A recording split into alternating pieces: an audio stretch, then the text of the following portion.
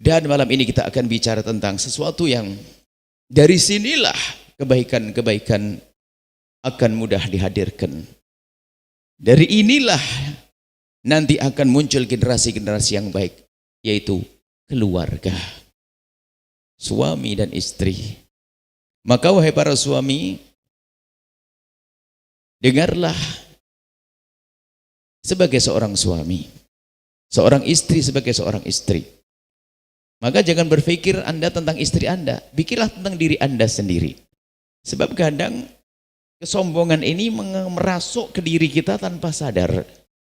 Misalnya kita bicara suami istri begini, nanti pulang ke rumah, di mobil itu selalu suami ngomong itu, makanya dengar, jadi istri itu yang benar. Memang tadi suaminya nggak dinasehati? Atau sampai di mobil itu langsung istrinya semangat, tahu dengar kata Buya tadi, makanya suami begitu. Belajar kok tidak untuk dirinya sendiri, untuk nilai orang.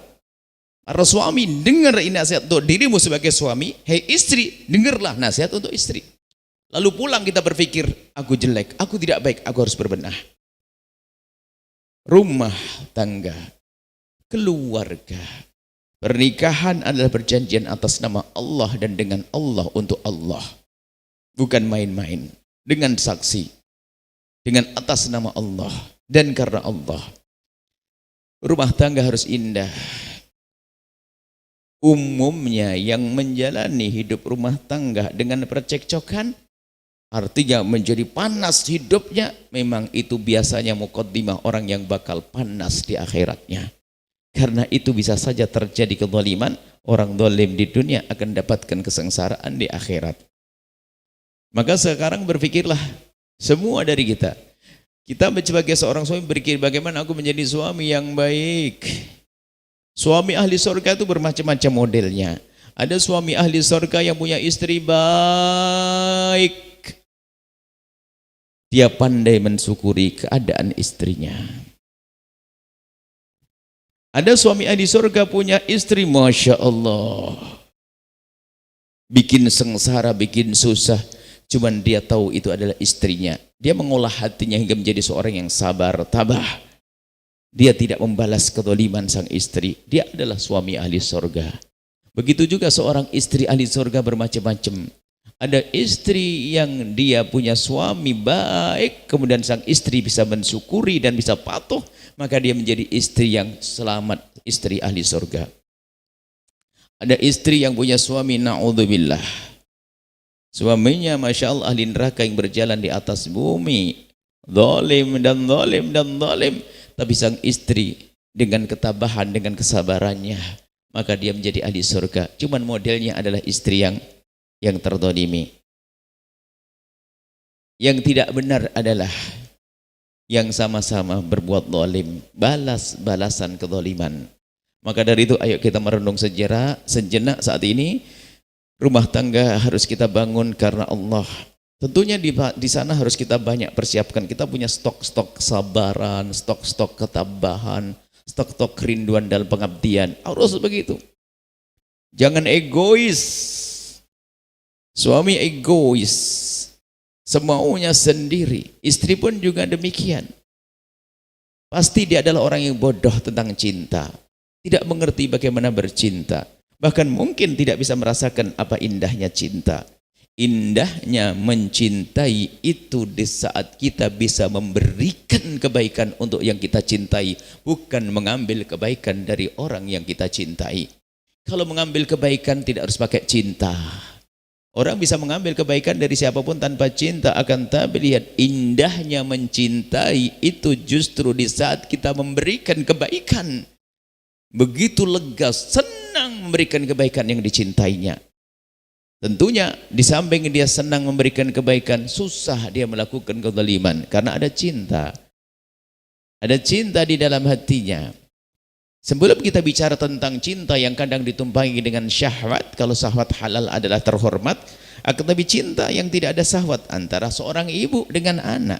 Seorang ibu yang mengerti cinta dengan anak, maka ketahuilah di saat sang anak menginginkan sesuatu, Sang ibu akan berusaha untuk mewujudkannya karena sang ibu mungkin bukan orang tergolong orang yang kaya, maka dia berusaha untuk mengumpulkan yang dimilikannya untuk memenuhi keinginan sang anak. Anak kecil pengen punya sepeda misalnya. Ternyata seorang ibu memegang telinganya, antingnya diturunkannya, cincinnya diturunkannya, dibawa ke pasar untuk beli sepeda. Ternyata sampai di rumah sepeda dipakai, diberikan sang anak girang, riang, tertawa, lalu sepeda dinaiki, sang ibu melihatnya senang padahal antingnya hilang, cincinnya hilang. Kenapa? Itulah cinta. Dia menikmati di saat memberi. Kalau Anda belum bisa menikmati di saat memberi kepada pasangan, Anda adalah mati hati, tidak punya cinta, cacat mental Anda. Kalau Anda belum berpikir pengabdian kepada pasangan, cacat mental Anda tidak mengerti cinta, selamanya tidak mengerti cinta, dan tidak akan menemukan keindahan di dunia sebelum keindahan di akhirat nanti.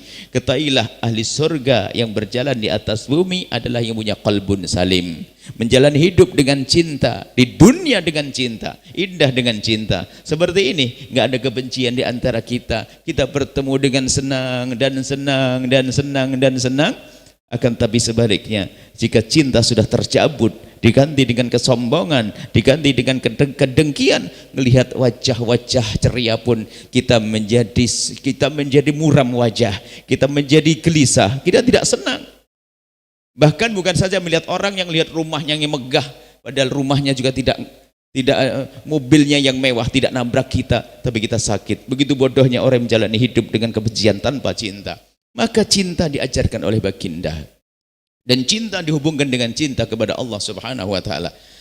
Baik kita menghindari hal-hal yang menjadikan hilangnya cinta, dan kita hendaknya menghadirkan hal-hal yang menumbuhkan cinta di dalam rumah tangga.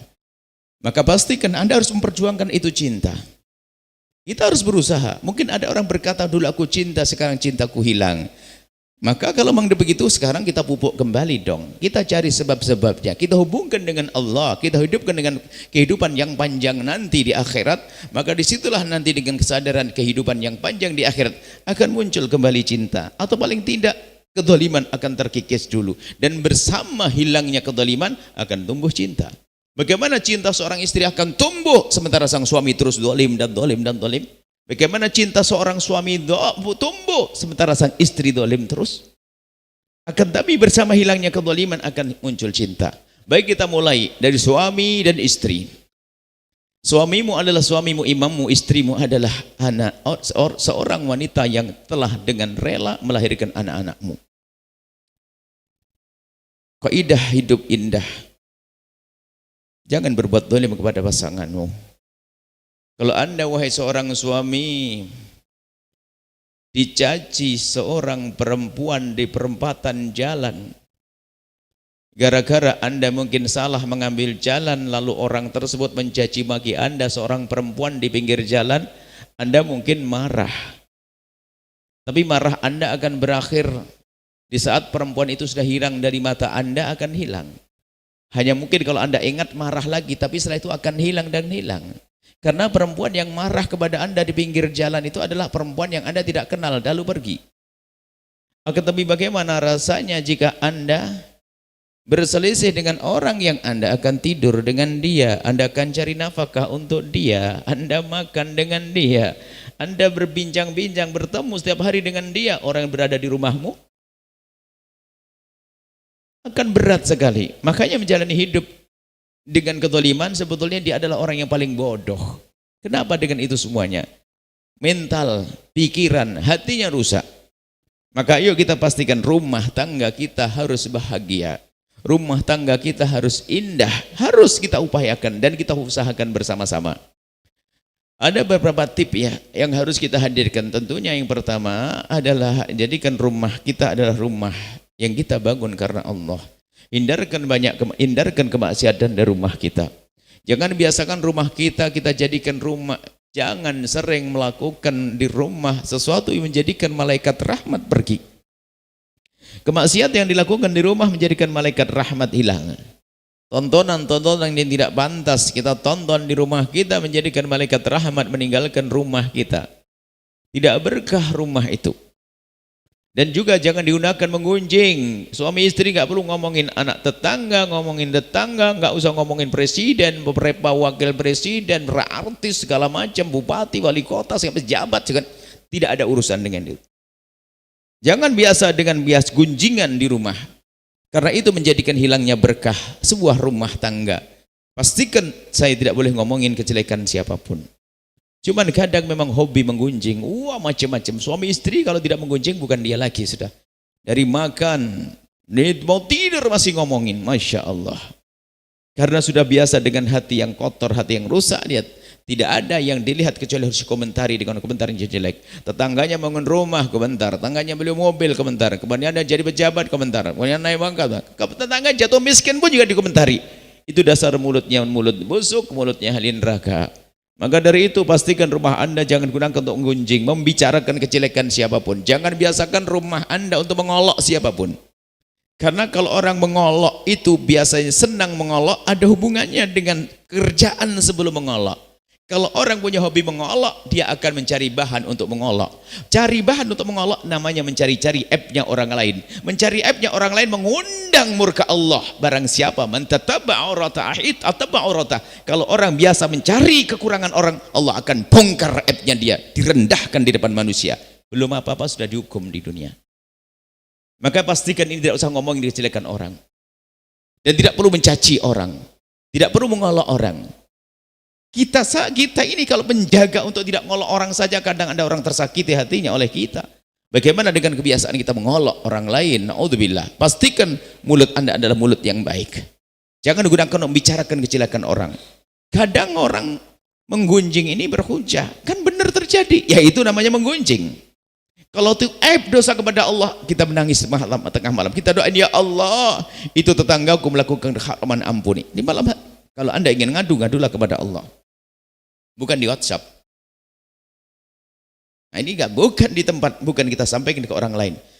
Pertama, jadikan rumah kita rumah yang indah dengan Allah. Al-Quran kita bacakan, solawat terusnya. Kita hindari dari hal-hal. Kita ini adalah nurnya. Kita menghadirkan nur kebahagiaan, cahaya kebahagiaan dengan kedekatan kepada Allah. Kemudian, wahai para suami, ajari istrimu agar semakin hari semakin baik dengan bapak ibunya, bukan ibumu. Bukan ibumu, wahai para suami. Pastikan istrimu semakin baik dengan bapak ibunya. Lalu menjadilah dia istri yang solehah. Dengan ibunya patuh, dengan ibunya cinta, dengan ibunya mengabdi, dengan ibunya berbakti, dengan ayahnya baik. Maka ketahuilah wahai para suami yang baik, istrimu adalah wanita solehah. Karena dia wanita solehah, maka sangat layak, pantas untuk engkau menitipkan benih di rahimnya. Kalau keluar bayi nanti akan menjadi orang yang baik seperti dia. Dia ngerti bakti pada orang tua. Tapi kalau istri dibiarkan oleh sang suami, istri kurang ajar dengan bapak ibunya, itu istri durhaka, istri tidak baik, Anda akan menitipkan benih di rahimnya, akan muncul manusia yang lebih serem lagi dari perempuan itu. Maka wahai para suami, pastikan istrimu semakin hari semakin baik dengan bapak ibunya. Dan juga wahai para istri, ajari suamimu agar semakin baik dengan bapak ibunya. Di balik ini ada keberkahan yang luar biasa dahsyat. Dan di balik ini adalah rayuan yang dahsyat untuk menumbuhkan cinta. Hei para istri, ajari suamimu agar semakin baik dengan bapak ibunya. Kalau ternyata engkau wahai para istri menemukan suamimu misalnya kurang santun, kasar, lupa dengan ibunya atau ayahnya, kurang beradab dan sebagainya, gerak-geriknya kurang menarik, kamu ingatkan. Jika engkau sudah berani mengingatkan, menggiring dia sampai suamimu menjadi laki-laki yang baik, Masya Allah, berarti dia laki-laki yang soleh, berbakti kepada bapak ibunya, layak dia menitipkan benih di rahimmu, kalau nanti terlahir akan menjadi orang yang baik seperti dia. Tapi kalau suamimu orang yang kurang ajar dengan bapak ibunya, hati-hati. Kalau ternyata dia nanti menitipkan benih di rahimmu, jangan-jangan menjadi orang yang lebih serem lagi dari dia. Bahkan kalau ketahuilah, kalau pasanganmu itu orang yang tidak baik dengan bapak ibunya, kita harus cerdas. Ini anak istriku atau suamiku ini kok tidak baik dengan bapak ibunya. Sementara bapak ibunya orang yang sudah baik dari kecil merawat membesarkannya. Kalau ibunya yang punya jasa banyak saja diperlakukan begitu, wah jangan-jangan gilirannya nanti saya sebagai seorang istri akan didolimi. Saya sebagai seorang suami, Anda harus cerdas, hati-hati. Kalau Anda punya pasangan yang tidak baik dengan bapak ibunya, kayaknya Anda tinggal nunggu giliran akan diketemin juga oleh dia karena hatinya mati. Maka dari itu, ayo kita semuanya kompak Mengajari pasangan kita untuk semakin baik dengan bapak ibunya. Ajari istrimu agar semakin baik dengan bapak ibunya. Maka nanti rumah Anda akan rumah penuh berkah. Dan ini adalah juga rayuan dahsyat. Sebab ada loh ya. Bahkan bukan ada, banyak wanita-wanita dungu. Kalau mendengar suaminya membantu bapak ibunya sendiri, dia mulai ngedumel. Sampai ada pertanyaan di alam nyata, bukan khayalan. Itu bertanya seorang perempuan, "Buya, suami saya kayak punya istri dua." Kayak punya istri dua, berarti ini kan bukan istri dua, kayak. Saya bilang, "Ibu maksudnya gimana?" "Setiap dapat gaji, separuh buat saya, separuh buat ibunya." Memang seperti apa sih urusan rezeki? Ajib. Wong suaminya memberikan duit kepada ibunya kok diribetkan. Ini pasti perempuan yang sepertinya dia adalah pakai kerudung muslimah, rupanya dia adalah jin menjelma. Hati-hati, harus saya tegas begini supaya tidak ada wanita-wanita yang jadi jin menjelma. Ada seorang suami, kalau istrinya baik-baik dengan bapak ibunya, oh sudah berubah dia. Marah dan seterusnya. Marah. Tidak terima, melarang istrinya berbuat baik dengan bapak ibunya. Kalau ini biasanya model santri ini. Yang model ini model santri karena salah baca kitab. Ada kitab Uqudul Jen salah baca. Kenapa? "Kamu milikku. Sudah diserahkan padaku. Kau tidak pernah urusan dengan orang tuamu." Ini pasti santri kerjaannya ngeliwet tok di pondok, tidur ngorok, nggak pernah ngaji gitu. Ada model begitu tuh, ada loh ya. "Kamu sudah diberikan oleh bapakmu padaku. Kamu tidak punya urusan dengan bapak ibumu." Wah, ini keblinger betul ya. Itu adalah setan pakai kopiah. Dan di sini adalah insya Allah di surga semuanya. Tidak ada yang mengajari pasangannya berbuat zalim. Di balik ini ada keberkahan dan rayuan dahsyat. Rayuan dahsyat. Ketahuilah terkikisnya cinta juga karena ketidakpedulian Anda dengan keluarga orang pasangan. Sebuah contoh saja ini. Anda bayangkan saja, biarpun mungkin belum terjadi dalam rumah tangga atau bahkan sudah lebih indah dari ini yang terjadi. Kita hanya membuat contoh saja. Seorang istri sama suaminya. Istri mengajak, "Bang, belanja yuk." Ayo. Sang suami menghantarkan sang istri belanja. Istri bersemangat nurunkan barang dagangan belanja di supermarket. Belanja nurunkan minyak goreng. Setiap kali sang istri menurunkan minyak goreng 1 kilo, suaminya bilang, "Yang tambah 1 lagi." Yang bayar kan suami. "Untuk apa bang?" "Sudahlah sayang." Ngambil gula 2 kilo, suami bilang, "Turunin lagi sayang, 2 kilo lagi." "Untuk apa bang?" "Sudahlah." Sabun, sampo sama, turunin lagi. Double, selalu double. 2. Istri bilang, "Untuk apa bang?" "Sudah sayang." Setelah itu dikumpulin. Sang suami membayarin. Setelah bayarin sampai di rumah, sang istri menata belanjaannya ini sabun ini ditaruh, dirapikan. Tinggal yang tadi tambahan dari sang suami kan belum dirapikan. "Bang, terusnya digimanakan?" "Dibungkus." "Kok dibungkus?" "Iya sudah, dibungkus." Suami ngambil kartun, begitu karton dibungkus rapi, dikasih solasi, dirapikan. "Mau diapain bang?" "Aku kirim sayang." "Kirim kemana?" "Ke ibu." "Ibu bukan ibumu, ibu abang sudah meninggal." "Kan ibuku bukan satu, aku kan punya ibu lagi." "Ibuku, ibu kita, ibumu sayang."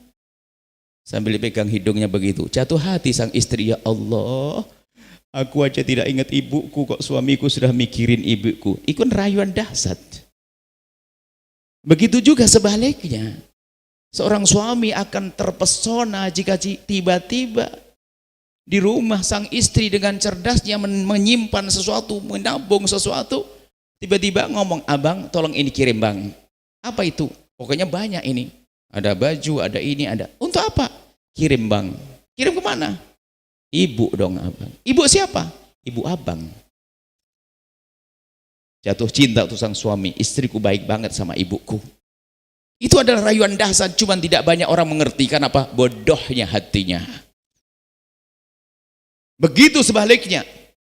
Terkikis itu cinta seorang suami menemukan istri yang gak baik dengan ibunya sendiri. Dia mikir, ibuku yang melahirkanku dijailin sama istriku. Semula mengatakan, "Ya sayangku, cintaku." Mula semakin lama semakin terkikis habis. Sehingga menjalani hidup adalah hanya karena sudah terlanjur punya anak 12. Padahal sudah nek sama istrinya. Kenapa? Istrinya tidak baik dengan bapak ibunya. Anda harus paham makna ini. Kita rubah setelah ini. Saling mendukung. Saling mendukung. Bahkan kita saling menguatkan. Contoh, ibu bapak kita kurang baik dengan istri kita. Ya kan? Sang istri yang hebat justru akan mengatakan, abang tidak usah khawatir, saya tabah kok. Yang penting abang kan nggak marah dengan saya. Kadang-kadang malah dipojokkan. Kamu sih. Disalah-salahkan, tidak ada. Justru yang ada bagaimana kita saling mendukung agar pasangan kita semakin baik dengan bapak ibunya. Bukan sekedar bapak ibunya, kepada keluarganya. Kita tanya istri kita, sayang, adik-adik sudah dikirim atau belum lebaran begini? Istrinya mungkin istri yang cuek. Sudah lah bang, nggak usah lah bang. Ditanya, adikmu sudah kau kirim untuk biaya sekolah? Bang, kan saudaranya adik kan bukan kita tok, kan masih ada kakak-kakak yang lain. Nah ini pasti Anda tegur, sayang. Dalam kebaikan kita harus berlomba-lomba. Jangan mengandalkan adik kita, biarpun sudah dibiayai oleh orang lain, kita harus ikut andil. Coba, di saat mendengar suami begini, istri jatuh cinta.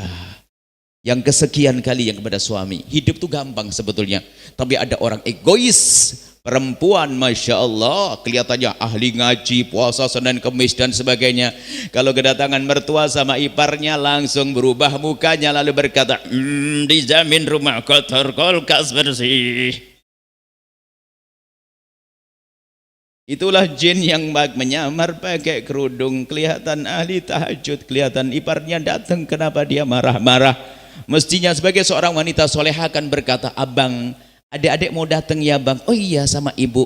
Bang, kita siapkan makanan paling enak. Kita ngalah kamar kita, yuk kita pindah ke kamar belakang, biar ibu sama adik-adik di kamar yang termahal, terbagus. Allah, indahnya hidup dengan seperti ini.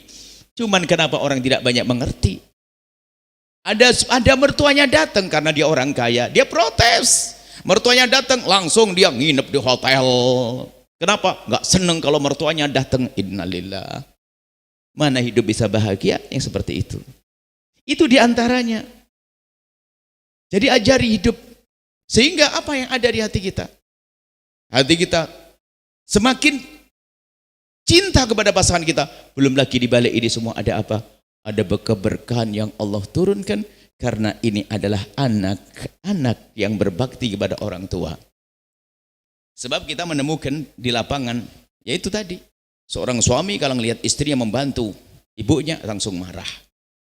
Apalagi beberapa waktu yang lalu katanya ada public figure dan sebagainya mengajari, awas hati-hati, hei istri, kalau suamimu sudah sering bagi-bagi ke ibunya tanpa ngomong kepadamu, awas waspada. Nah ini kan kurang ajar. Nggak tahu public figurnya itu siapa, nggak tahu. Kan orang bisa yang tenar kan macam-macam, kucing tenar, kambing tenar, harimau tenar, gajah tenar. Sekarang yang kalau masalah kemasyhuran viral karena banyak. Dari dulu Firaun viral, Abu Jahal viral. Yang kita tiru adalah yang baik-baik, jangan setiap yang viral lalu kita turuti. Enggak, kita punya prinsip hidup saat ini. Dan percaya dengan ini semua akan indah hidup Anda. Rumah tangga dengan berbakti pada orang tua. Kita lanjutkan dengan ilmu yang semalam. Dengan menyambung silaturahmi. Adik kita, adik ipar kita. Kita berlomba, yang istriku tercinta. Adik kelihatannya harus minta bantuan. Ayo kita biayai sampai sukses. Harus begitu dong. Semakin tumbuh cinta dengan itu semuanya. Kemudian apa? Setelah itu adalah ngambil keberkahan. Teori cahaya, batin. Sekarang teori dohir ya. Teori dengan sesama. Teori cahaya mengambil keberkahan di balik berbakti. Di balik ibadah kita dengan Allah. Kalau sekarang dengan sesama, pertama apa? Urusan dengan sama. Jangan biasa menuntut. Lakukan kewajibanmu. Kalau sudah engkau menuntut kepada pasanganmu, ketahuilah, tanpa Anda sadari, Anda telah mengajari hatinya untuk menuntut kepadamu. Itu gak bisa tidak. Sederhananya beginilah, sederhananya bilang, menuntutkan bermacam-macam model. Cuman gambarannya biar kita paham, tuntutan itu mengundang tuntutan. Yang, pakai yang. Kenapa sih hidungmu kok begitu? Kan menuntut agar hidungnya mancung atau bagaimana? Tersinggung sang istri bilang, iya bang, kenapa kulit abang juga begitu? Atau mulut abang, balas pasti dia. Atau paling tidak mencari-cari. Kenapa? Tuntutan akan menghadirkan tuntutan. Memang di dalam Islam bisa menuntut di saat suami zalim tidak beri nafkah, menuntut. Akan tapi menuntut itu adalah proses terakhir. Di saat tidak bisa hidup damai, baru nanti ditegakkan, menuntut ke mahkamah untuk ditegakkan keadilan.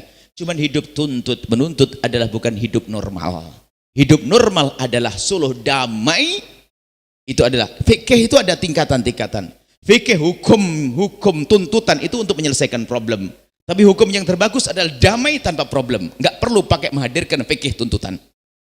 Hidup rumah tangga, mungkin seorang suami, masya Allah, memang wajib memberi nafkah, cuman katanya karena nasib, ternyata sang suami nasibnya nasib bangkrutan, tidak ada dagang kecuali bangkrut, dan bangkrut sudah berusaha tapi tetap saja tidak sukses. Kemudian seorang istri tidak biasa menuntut, abang nggak usah berkecil hati, yang penting abang yang sudah usaha, karena abang sudah usaha kan tidak dosa di hadapan Allah.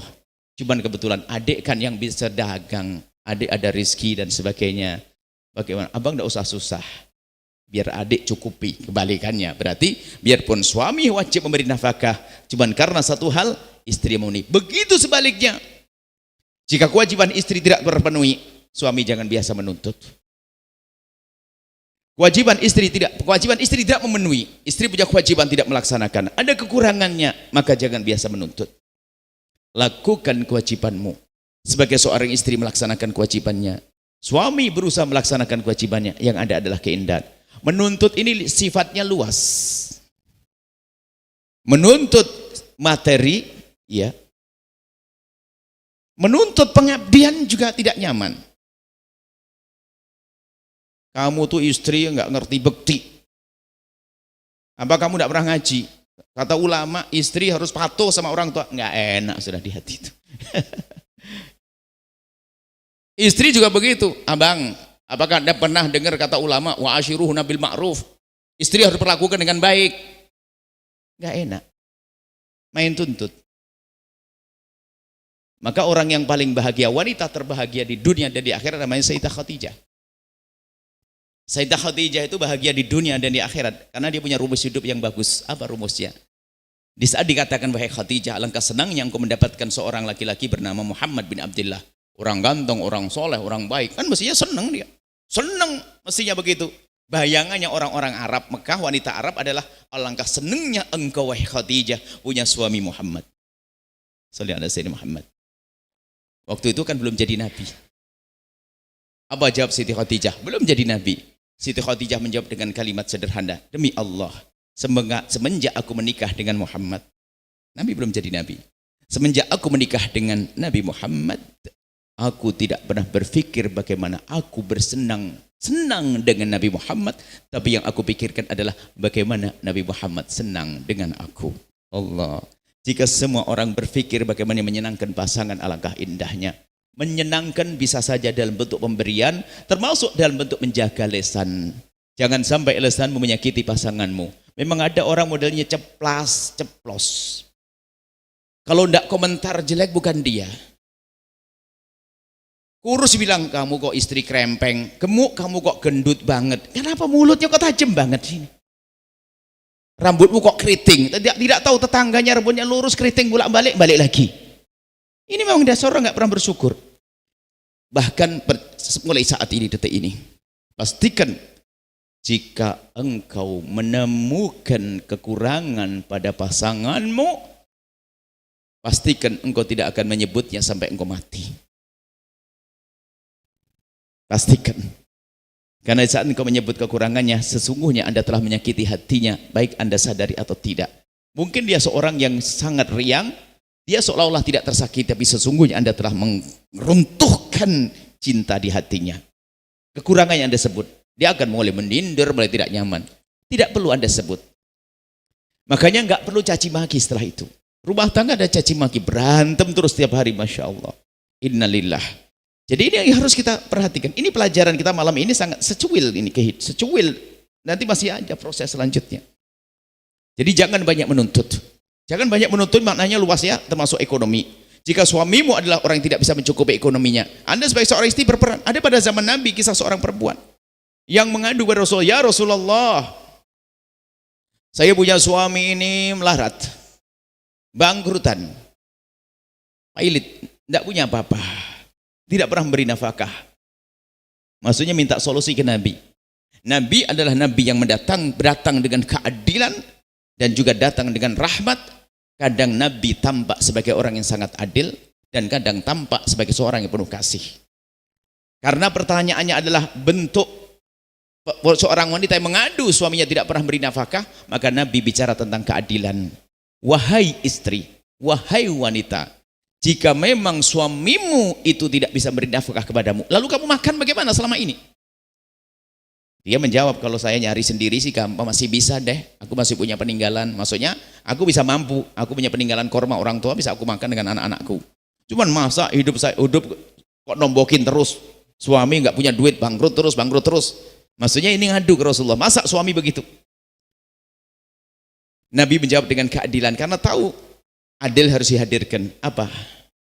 Kalau memang suamimu tidak bisa memberi nafkah kepadamu, maka engkau boleh dan tidak dosa kalau engkau minta cerai. Ini keadilan. Sebab nggak mungkin seorang istri hidup di bawah naungan suami tidak dikasih makan. Nggak ada istilahnya makan itu ditunda begini. Yang makannya minggu depan aja ya, nggak ada. Harus makan. Maka tampak keadilan. Jika suamimu memang tidak bisa beri nafkah, engkau berhak minta cerai. Kemudian setelah kamu cerai dari dia, kamu bisa membangun hidup yang baru lagi dengan yang lain. Nah ini, kisah ini kan belum selesai. Pendengar dari kaum wanita langsung modelnya macam-macam. Ada model yang cerdas, ada model dungu, ada model bebel, ada model yang macam-macam. Yang model tidak cerdas langsung ngomong, oh cerai ya, aku bisa cari duit. Makanya yang tidak cerdas memandang hadis ini langsung pengen cerai. Makanya mohon maaf, kami ingatkan, nanti giliran bapak-bapak, sekarang ibu-ibu dulu, karena saya sangat cinta pada ibu-ibu biar dia bahagia di rumahnya. Banyak perempuan-perempuan itu di saat sudah mulai diberi oleh Allah sesuatu kelebihan dengan karirnya lalu sukses, biasanya sangat mudah untuk menggugurkan pernikahan. Banyak menjanda-menjanda karena kesombongannya. Nah, ini langsung mendengar boleh minta cerai langsung aku bisa. Nah, cuman wanita yang bertanya Nabi cerdasnya kelas tinggi, dia mikir biarpun boleh minta cerai, boleh ya Rasulullah, iya. Cuman dia cerdas, ya Rasulullah, ada pilihan lagi enggak yang lebih tepat tanpa harus cerai? Lalu Nabi menjawab, ada pilihan yang kedua adalah engkau masih tetap seperti ini, kau yang mencukupi keluargamu, maka di saat itu engkau mendapatkan pahala berlipat-lipat, pahala sedekahmu, pahala nyenengkan suamimu, pahala nyenengkan anak-anakmu. Karena dia wanita cerdas, dia berkata, ya Rasulullah, kalau begitu aku mengambil yang kedua saja biar aku mendapat pahala gede. Nah ini kan cerdas, bukan langsung yang pertama tadi langsung pulang pengen cerai. Dan bisa saja dalam kehidupan kita semacam ini, ada nasib suaminya itu gajinya rendah, istrinya lebih tinggi. Maka kami sampaikan wanita karir bukan dilarang, boleh. Dengan catatan tentunya, pertama adalah izin suami, yang kedua adalah tidak tempat kerjanya halal, terhormat, kemudian tidak menghilangkan kewajiban yang lebih inti lagi. Yang kelima kami hadirkan untuk wanita karir agar rumah tangga tetap indah. Yang kelima adalah di saat dia sukses harus bisa menata hatinya, tidak sombong kepada suami. Ini adalah syarat terpenting untuk menjadi wanita karir. Sebab banyak wanita di saat dibeli oleh Allah kelebihan, langsung dia mulai melonjak sehingga tidak lagi menjadi makmum yang baik. Sehingga disitulah awal keretakan. Insya Allah jika ada wanita karir di belakang sana, dia adalah wanita ahli surga. Kebalikannya sekarang wahai kaum laki-laki, kan tadi kaidahnya kalau belajar jangan lihat pasangan, Anda sendiri lihat. Tadi Anda hanya mendengar saja, tapi istri yang mendengar. Sekarang para suami begitu sebaliknya, suami jangan sampai banyak tuntutan kepada istri, menuntut. Kalau ada suami Anda, istri Anda, mohon maaf, ada ketidakmampuan dalam banyak hal, tidak bisa memenuhi kewajibannya, tata hati Anda. Ada suami itu Masya Allah, kalau sudah sampai ego betul, karena dia bekerja mungkin sampai di rumah gak mau menyentuh apapun di rumah. Katanya apa? Ini kan kerjaan istri. Ini model. Ini gaya direktur tidak cerdas tuh. Bos-bos yang jadi nggak mau, jadi istrinya capek melahirkan, nyusui segala macam ini. Sampai di rumah lihat anaknya nangis. Sudah, mama itu mah. Alasannya Pak, bukan pekerjaanku. Anak, bukan urusanmu. Hei, itu anakmu Pak. Maksud kami apa? Biasakan hidup itu tolong menolong. Memang mungkin ada pekerjaan istri yang harus diselesaikan. Alangkah indahnya tiba-tiba seorang suami ikut ke dapur, ngerapikan, bersihkan, ikut nyuci baju dan sebagainya dan sebagainya. Jadi kita saling tolong menolong. Jangan biasa memperbudak pasangan. Jangan biasa memperbudak pasangan. Akan tapi berusaha untuk mengabdi kepada pasangan. Ada suami itu memperbudak istrinya. Hanya karena pendidikannya lemah, rendah. Bahkan mungkin ada suami senang yang istri yang bahlul-bahlul begitu, bisa dibodoh-bodohin. Nah, ini nggak akan bahagia. Istrimu bukan untuk dibodoh-bodohi. Tapi istrimu hendaknya kau pintarkan. Istrimu kau angkat derajatnya. Kalau memang derajatmu lebih tinggi, bukan direndahkan. Maka disinilah kehidupan akan semakin indah. Jadi seorang wanita, seorang suami jangan banyak menuntut. Tuntutan itu halus loh ya. Kadang-kadang menuntut pasangan dengan bermacam-macam. Mohon maaf. Terlalu ideal, pengen rambut begini, pengen hidung begini, pengen bibir begini. Termasuk bahasa menuntut halus begini, yang lihat itu perempuan cantik banget ya bibirnya itu ya. Itu kan kurang ajar laki-laki ini. Kan ngomong maksudnya bibirmu enggak kayak itu. Ngecek kan sebetulnya ini. Memang ada laki-laki celekat, celkit juga ada. Dan Anda jangan menjadi orang seperti itu. Anda menyakitkan. Kalau Anda menemukan kekurangan sudah Anda. Itu adalah istrimu yang kau ambil dengan halal. Dengan ridho Allah. Adapun untuk mempercantik istrimu adalah sederhana resep dari Al-Quran. Jaga matamu, maka pasanganmu akan semakin indah. Tapi kalau kita mengobral mata kita, lihat sana, lihat sini, maka biarpun katanya istrinya sangat cantik, masih saja kurang. Kenapa? Matanya kotor. Kullil mu'minina yaghuddu min absarihim. Katakan kepada para bapak-bapak agar menjaga mata, agar di rumah nanti semakin indah. Begitu sebaliknya seorang istri. Kerjaannya nonton film, membayangkan, oh seandainya suamiku berkumis kayak itu, memang suaminya nggak punya kumis. Oh seandainya suamiku berjenggot begitu atau bagaimana. Oh seandainya, lihat, mulai menghayalkan laki-laki, lihat kurang indahnya sang suami. Gara-gara tidak menutup matanya. Maka kullil mu'minati yaghdudna min absarihinna. Katakan pada para wanita itu yang ada di belakang agar menjaga matanya. Semakin kita menjaga mata, maksudnya menjaga mata apa? Jangan melihat yang haram yang dilihat. Selagi kita menjaga dari yang haram, maka yang halal akan semakin indah. Ini kunci. Nah, untuk tidak banyak menuntut, seorang suami jangan banyak menuntut atas kekurangan istrimu.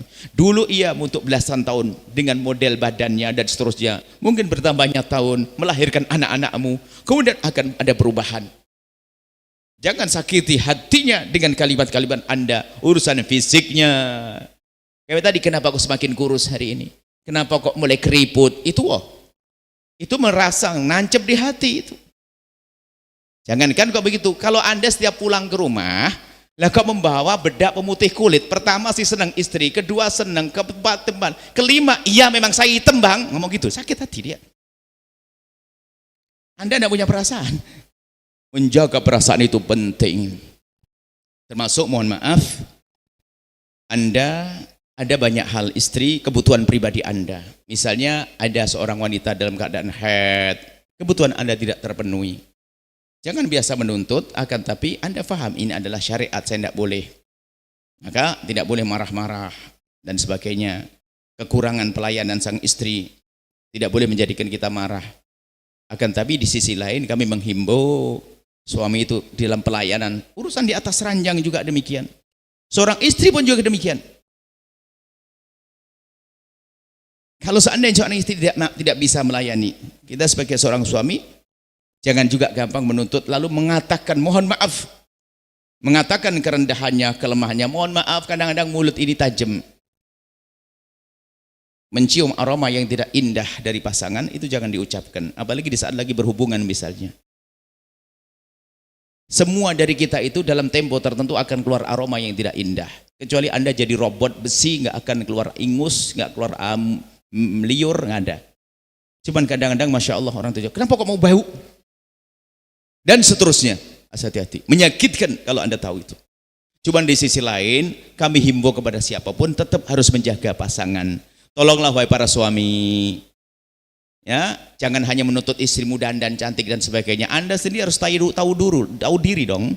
Kalau mau pulang rumah kadang kami ingatkan, tolonglah mampir pom bensin dulu, sikat gigi, pakai minyak wangi, sehingga kalau ketemu rumah itu mencium kening suami istri, aromanya aroma wangi.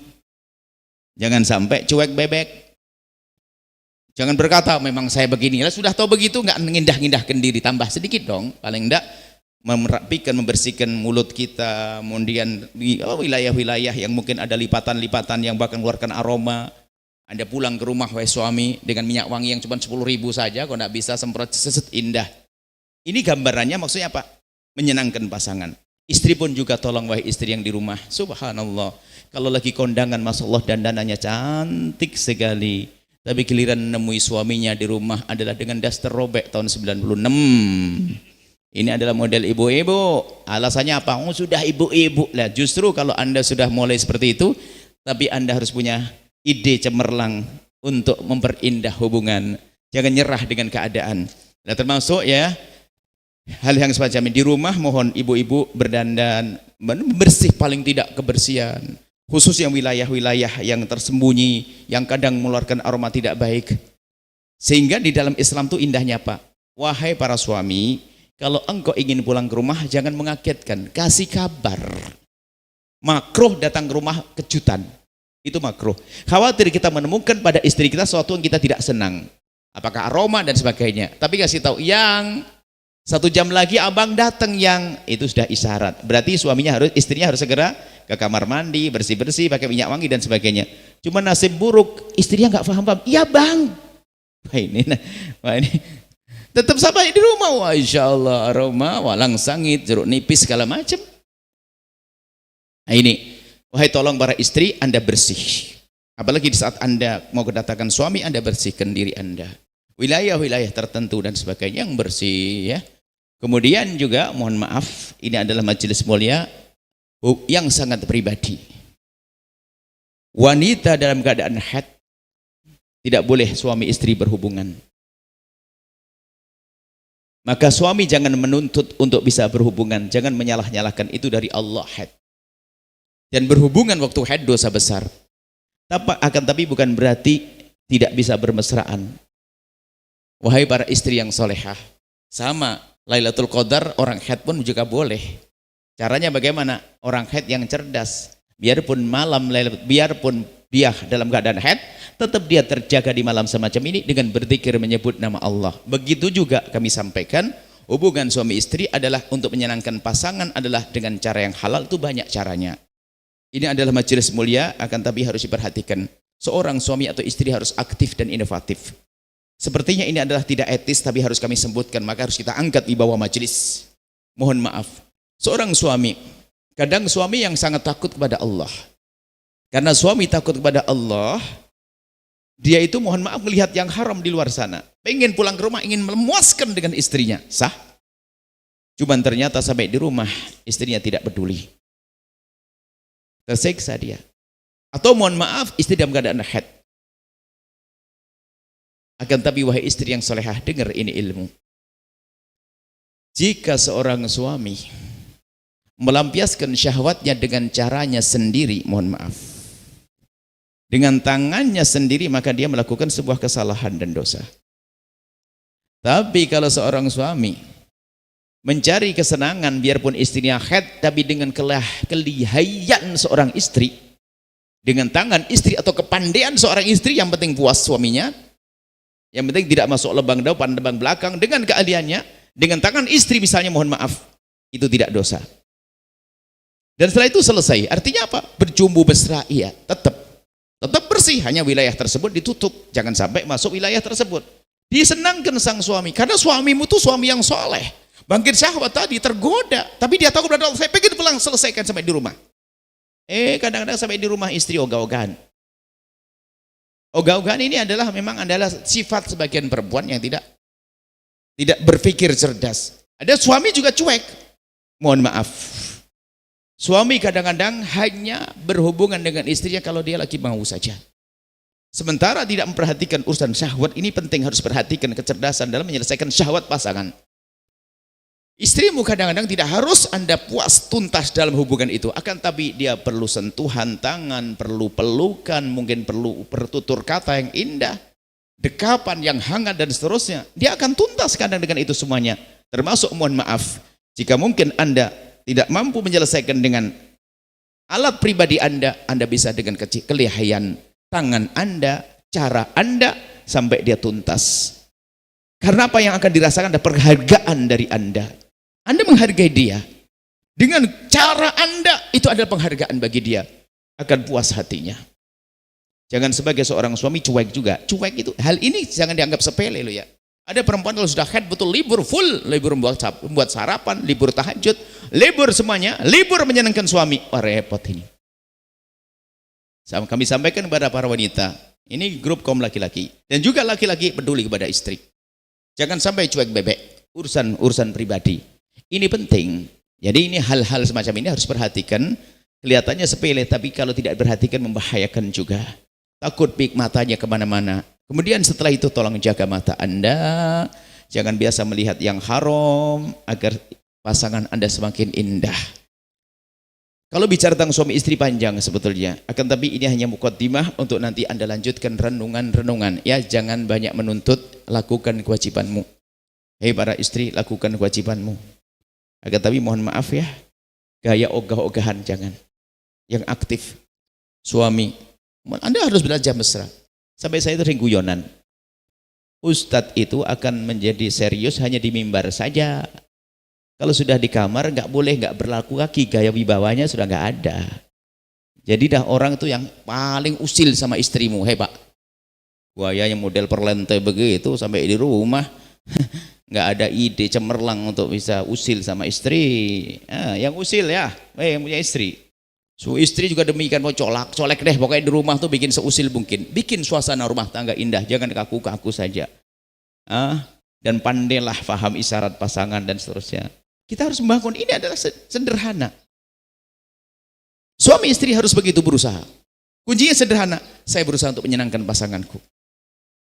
Anda sisiran, seorang suami sisiran, menata diri, di hadapan saya pakai minyak wangi, itu bagi seorang istri penghargaan. Oh, suamiku pakai minyak wangi, pasti ada apa-apa ini. Kadang-kadang suami sudah paham. Aduh, kalau suamiku pakai minyak wangi pasti ada maksud. Istri tiba-tiba pakai dandanan yang khusus, suami harus paham. Jangan sampai sudah istri dandan, wah sibuk, tak tahu suami langsung blek tidur ngorok. Ya Allah. Anda ini tidak punya perasaan. Ternyata dengan indah. Hidup indah itu dengan indah. Bukan dengan cuek. Tolong hei suami sadari tugasmu, istri tugasmu. Jangan biasa cuek bebek ogah-ogahan. Ogah-ogahan bisa terjadi pada suami, bisa banyak terjadi pada istri, dan memang banyak di kaum istri. Tidak tahu kenapa.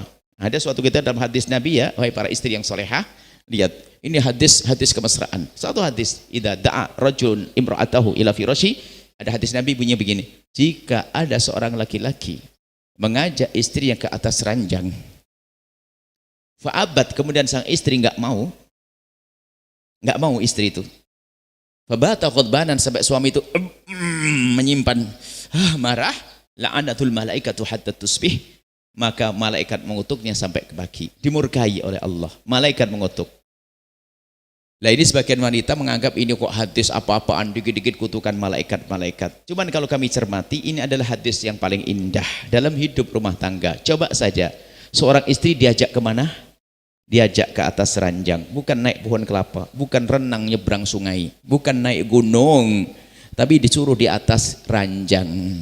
Sudah begitu, ini kan tempat yang paling indah di rumah kita adalah ranjang. Di atas kasur. Keindahan yang luar biasa dahsyat. Lah kok diajak ke atas kasur ogah-ogahan, coba. Yang kurang, yang salah apanya ini? Ogah-ogahan. Dan ternyata memang banyak wanita semacam itu. Tolong wahai wanita yang solehah. Tapi kalau Anda menemukan istri Anda begitu, jangan menuntut, tuh apa kata Buya, jangan begitu. Anda nggak benar nih suami. Kalau saya nasihati istri, nasihat untuk Anda kan Anda sendiri. Anda dengar nasihat untuk Anda, ini nasihat untuk istri. Dan ternyata kalau kita amati di alam nyata ini memang banyak wanita memang modelnya begitu. Jadi saya ingin menangkap sisi lain. Banyak wanita itu adalah di saat suaminya sudah ada sinyal-sinyal mau, itu ogah-ogahan. Kalau diajak macam-macam, ada alasannya nidurin sang adede, kemudian ngangetin nasi, ada yang dapur belum beres, pokoknya sampai istrinya suaminya ketiduran lagi. Ada di sisi lain seorang suami yang tadi nggak pernah peduli tentang urusan istrinya yang punya hajat, hanya yang penting aku mau, kalau nggak aku mau ya sudah, nggak boleh begitu. Jadi saling perhatikan pasangan. Masih banyak kisah ini, tolong ya, yang penting indah. Kemudian ada tambahan lagi, jadilah orang yang mudah memaafkan dan mudah meminta maaf. Nanti ada lanjutnya, mudah mengingatkan dan mudah diingatkan. Yang jelas, Anda setelah itu tidak ada caci maki di rumah, Anda harus bahagia. Ya, tidak boleh saling menuntut. Kalau suamimu ternyata kurang rezekinya, Anda yang tabah. Kalau ternyata istrimu ada kekurangan, mohon maaf, istrimu itu luar biasa dahsyat, dia melahirkan anak, tidak main-main. Sehingga mohon maaf, dengan kelahiran anak, mungkin badan tubuhnya akan banyak berubah. Hati-hati. Jangan Anda menyakiti dengan lisan Anda, lalu merendahkan fisiknya. Anda tidak tahu diri, itu melahirkan anakmu, hai hamba Allah. Jadilah suami yang hebat. Kata Nabi, khairukum li ahlihi wa ana khairukum li ahli. Sebaik-baik laki-laki adalah yang baik dengan keluarganya. Dan saya adalah orang yang paling baik dengan istriku. Tidak boleh mencaci, mengolok. Hidup rumah tangga harus indah, ya. Saling menghargai. Ini saja insyaallah. Kita lanjutkan renungannya pada pertemuan yang akan datang. Pastikan Anda harus bahagia. Yang belum nikah, segera menikah. Yang sudah, yang selama ini tidak akur dengan istrinya, dengan suaminya, selesaikan. Selamat tinggal dengan percekcokan. Semoga indah semuanya, ya. Wallahu a'lam bissawab. Setelah Anda menyaksikan video ini, jangan lupa berselawat kepada baginda Nabi Muhammad sallallahu alaihi wa alihi wa sahbihi wasallam.